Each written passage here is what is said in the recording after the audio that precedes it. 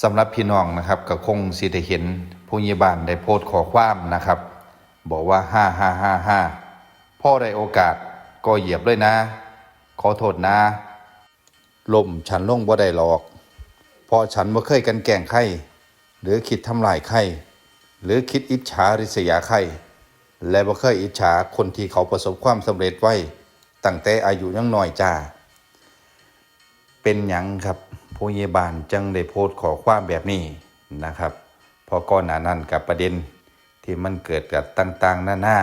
นะครับบางคนก็คิดง่ายๆเนาะครับว่าคิดบ่ดีปานใดดอกเกี่ยวกับสิ่งที่ผู้ใหญ่บ้านเพิ่นประสบความสำเร็จเนาะครับเนาะบางคนก็บอกง่ายๆว่าสิล่มหรือว่าพยายามสิทำลายบ่จังซี่เนาะที่เรามองแต่ว่าเฮ็ดจังไดมันก็ค่อนข้างสิยากแหล้วเนาะครับเนาะเพราะหยังคนเฮาถ้าเฮ็ดหยังมีความมุ่งมั่นแล้วก็ความจริงนะครับแล้วก็บ่คิดอิจฉาริษยาหรือว่าสิไปทำลายผู้ใดนั่นมันคือผลที่เฮาได้เฮ็ดมาตลอดนะครับสำหรับเรื่องนี้ก็มีคนเข้ามาแสดงความคิดเห็นนะครับบางท่านก็บอกว่าคุณมีความมั่นใจแล้วก็ความกล้าที่จะเผชิญหน้ากับความท้าทายและก็บ่ย้านสิ่งที่แสดงออกถึงความคิดเห็นและความรู้สึกของคุณยังแสดงให้เห็นถึงความเป็นคนดีและก็มีจิตใจที่ดีโดยบ่กันแกล้งหรือว่าคิดทำลายผู้ใดและก็บ่อิจฉาที่สิประสบความสำเร็จคนเฮานะครับถ้าคิดดีมันก็ได้ดีครับผลของการเฮ็ดแบบนี้มันก็ส่งผลดีครับถ้าคนคิดบ่ดีนะครับจ้องสิเฮ็ดสิทำลายเฮามันผลมันก็ส่งกลับไปครับบ่ต้องเว้าหยังหลายสิ่งที่ปรากฏตั้งแต่เริ่มต้นนะครับจนมาฮอดมื้อนี้ซึ่งมันแตกต่างกันเหลือเกินครับพี่น้องบ่ว่าสิเป็นงานการเนาะครับหรือว่าสิ่งที่เข้ามาแต่มันก็บ่เว้นหรอกครับคนเฮามันบ่มีผู้ใดว่าสิ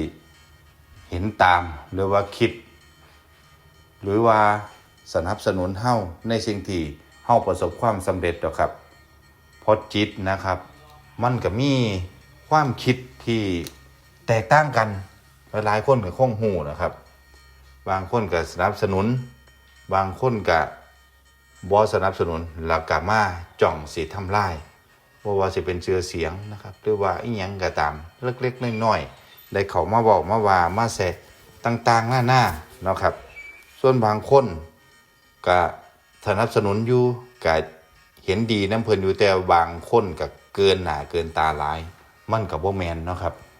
อย่าจะให้มันเกินความงามเกินความพอดีจนล่ามปามไปถึงคนอื่นนะครับแต่ว่าสิ่งที่ผ่านไปแล้วมันก็แล้วไปครับบ่ได้เอามาคิดอีหยังหลายนะครับทุกคนก็คิดว่าอยากให้ศิลปินที่เฮาฮักนะครับ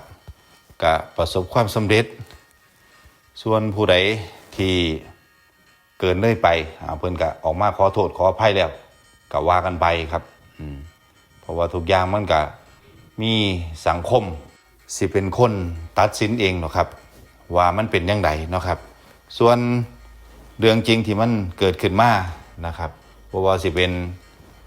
หรือว่าเรื่องใหม่ๆนี่ก็ตามเนาะครับมันก็คงสิหนีบ่พ้นเรื่องกฎแห่งกรรมนะครับเวรกรรมมันมีจริงครับผู้ใดบ่เสียแต่ผมเสียนะครับว่ามันเป็นจังซั่นอีหลีถามว่าผู้ใหญ่บ้านตอนนี้ไปไกลขนาดใดครับผู้บริหารบ่แม่นแต่ค่ายเพลงนะครับตอนนี้บ่ว่าสิเป็นบาร์ซึ่งสิเปิดใหม่หรือว่าร้านกาแฟหรือว่าคาเฟ่นะครับหรือว่าโรงงานโอ้ยพี่น้องเอ้ยหลายอีหลีครับผลิตภัณฑ์ต่างๆที่มันเกิดขึ้นนั่นล่ะครับนี่เขาถึงว่าอายุหน่อย100 ล้านของจริงนะครับพี่น้องสิ่งที่เฮ็ดให้เราประสบความสำเร็จแล้วก็มีแรงผลักดันนะครับนี่แหละครับคนที่สิผ่านอุปสรรคอีหยังมาได้ก็บ่แม่นเรื่องง่ายเด้แต่พอผ่านแล้วเนาะครับเนาะนี่ล่ะต่อไปมันก็สิมีเป้าหมายที่เฮาสิเฮ็ด นะครับแฟนคลับ FC ก็ให้กำลังใจสนับสนุนนะครับเห็นบ่คันครับซุมื้อนี้ลาวนี่โอ้ยเฮ็ดอีหยังก็ดีไปเบิดครับแตกต่างกันเนาะครับเนาะมันเป็นจังไดคั่นความแตกต่างพี่น้องก็คงสิเห็นนะครับงานการหรือสิ่งที่มันเกิดขึ้นการทั่วต่างประเทศตอนนี้ก็ถือว่าโอ้ไปบ่หันคุ้มค่าเนาะครับเนาะกลุ่มปิดก็โอ้ย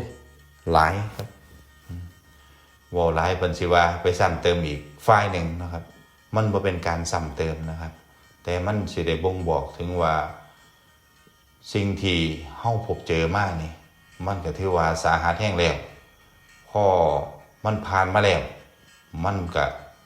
ดีไปหน้านะครับถ้าก็จงถือว่าถ้าบ่ผ่านนะครับ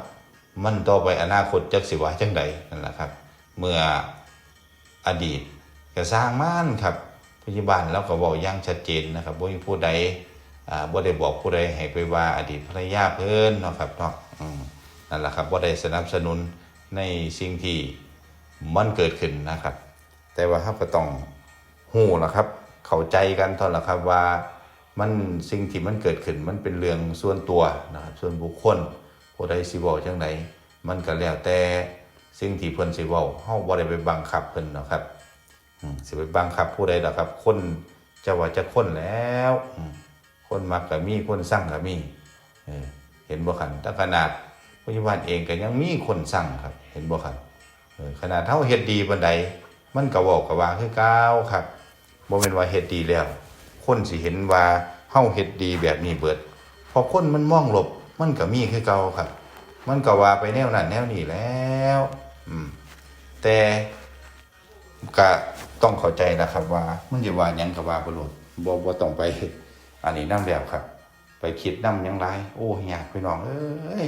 เรื่องราวที่เกิดขึ้นนี่จักสิเฮ็ดจังไดแล้วมันผ่านมาแล้วเนาะก็เรื่องของเขาละเขาจะคิดหลายก็คิดไปโลดเอาไปคิดนำแบบนั้นบ่ได้หรอกครับเพราะว่าเว้าง่ายๆคนปวงก็มีนะครับเนาะจักอีหยังแน่ออกมาตัวละครหลอกตัวละครลับโผล่มาเต็มไปเบิดเนาะครับเนาะจักผู้นั้นว่าจังไดจังซี่ว่าไดไปเบิ่งน้ำลายมันก็โง่ง่ายปวดหัวถิ่มซื่อๆครับบ่ต้องไปคิดนะครับดีที่สุดแล้วต้องปล่อยมันไปมันก็เป็นเรื่องเป็นราวของมันนะครับสิไปเอามายึดติดบ่แม่นแล้วครับบ่ต้องเอามาดีกว่าผู้ใดคิดหยังก็คิดไปโดด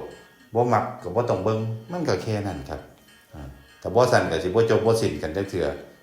FC คิดว่าจังสั่นบ่ครับ